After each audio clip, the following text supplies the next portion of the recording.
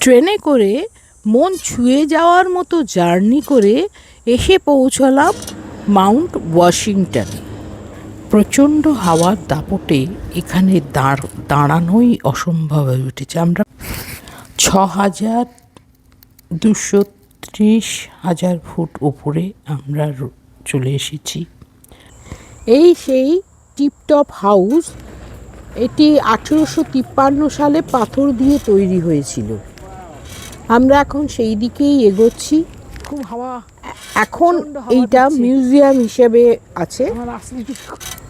প্রচণ্ড হাওয়া, তাই একটু এখানটা ঘুরে গিয়ে আমরা এবারে একটু মিউজিয়ামের মধ্যে যাব। ওরে বাবা, প্রচণ্ড হাওয়ায় দাঁড়াতে পারছি না। আমরা টিপটপ ভবনে ঢুকলাম, যেখানে এখন museum, restroom, indoor observatory deck, তারপরে গিফট শপ, খাবার দোকান সমস্ত কিছু আছে। এখানে একটু রেস্ট নিয়ে আবার এগোবো আমরা বাইরের দিকে। এইটা অনেকটা সুইজারল্যান্ডের জুংফ্রাউটার কথা মনে করিয়ে দিচ্ছে।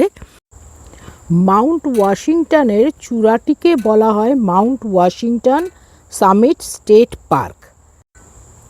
এটি ইউএসের উত্তর পূর্বাঞ্চলের সর্বোচ্চ বিন্দু 6,288 ফুট।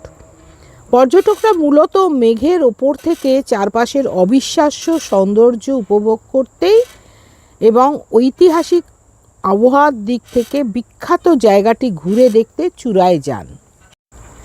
এই দেখুন, সামনেই রয়েছে সামিট মার্কার।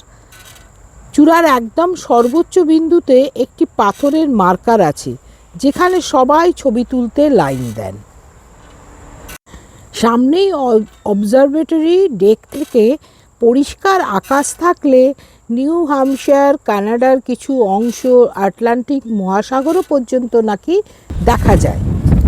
প্রচণ্ড ঠান্ডা, হাড় কাঁপিয়ে দিচ্ছে। আমরা যেখান থেকে এসেছি সেখান থেকে প্রায় 6,500 ফুট ওপরে। গতবারে আমরা গাড়িতে এসেছিলাম, তবে ট্রেনে আসার আনন্দই আলাদা। 1934 সালে এখানেই পৃথিবীর বুকে রেকর্ডেড সবচেয়ে দ্রুতগতির বাতাস ঘন্টায় 231 মাইল মেপে রেকর্ড করা হয়েছিল। আপনি কি জানতেন? কমেন্টে জানান। সুতরাং এই ইউএসের দিকে কেউ আসলে এই জায়গাটা নিশ্চয়ই আসবেন, খুব ভালো লাগবে। লাইক, কমেন্ট, শেয়ার করুন।